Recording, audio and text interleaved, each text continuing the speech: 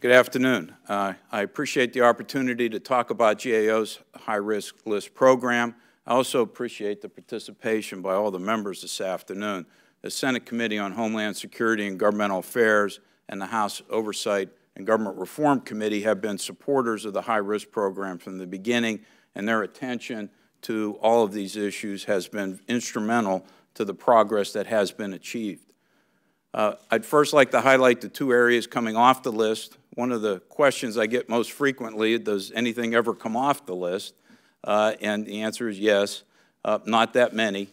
More needs to be attended to with progress being made. First, on the DoD personnel security clearances area. As Senator Kaka pointed out, the timeliness in processing the initial clearances has dramatically been reduced and is now regularly meeting the statutory requirements that have been set in law in under a 2-month period of time. Also, the agencies have set quality metrics, so it's not only being done in a timely manner, there's going to be a check to make sure they're done properly, and there's adjudication standards that have been put in place as well to move the process along. In the census area, as Senator Collins mentioned, the 2010 census obviously is over, but we were pleased to see that the Bureau was able to complete its peak census collection activities generally within the operational framework that they had put in place. They actually delivered the state population counts earlier than the statutory deadline, and most of the remaining activities to complete the 2010 census cycle are on track. But also, as Senator Collins properly pointed out, the 2020 census is a concern, and we discussed that in our report. For example, the per household cost to take the census has gone from $16 to $98 per household from the 1970 census to the 2010 census. That's an increase using constant 2010 dollars of 500%. At the same time, the response rate for the initial questionnaire has gone from 78% to 63%. So the Bureau is having to undertake many more activities, and there needs to be a fundamental reexamination of the approach for taking the census, using administrative records, using more modern technologies, and attention needs to be focused on that very soon. We've recommended the Bureau put together a comprehensive plan, and they're in the process of doing that.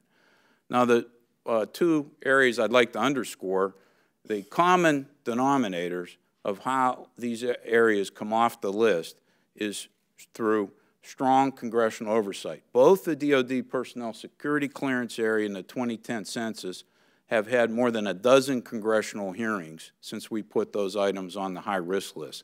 This has sustained attention and held people accountable, and the Congress is to be credited for their attention to these matters. Also, the agencies have elevated top-level attention, and that is pivotal. In the security clearance area, for example, DoD and the OMB and OPM and the director of the National Intelligence agencies have all focused on the committee focus to bring action to this area. Now, the new area we're adding to the list is Interior's management of oil and gas production, as you've heard. And I think Chairman Issa deserves a lot of credit for targeting attention on this area. A lot of the early work that we did on royalty and revenue collections was done at his behest, and we've built on that work over time, and we've identified additional human capital problems,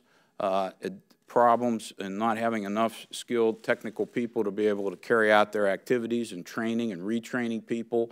We've identified additional revenue collection areas where production for oil and gas, there have been weaknesses in the verification of the figures.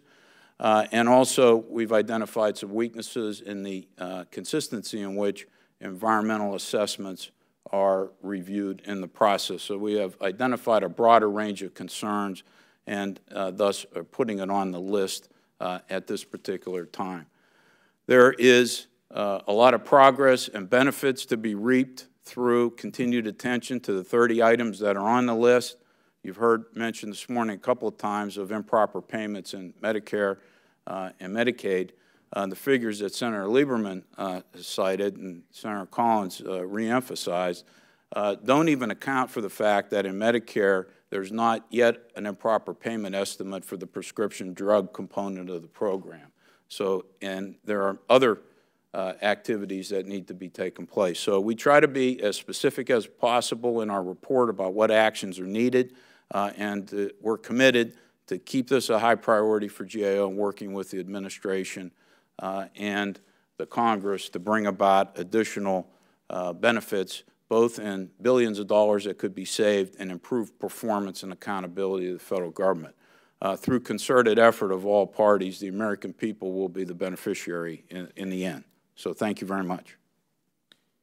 Thank you, Gene. The best way we can thank you is that by promising you, both the Senate and House oversight committees, that we will make GAO's high-risk list our high priority list for action in this session of Congress.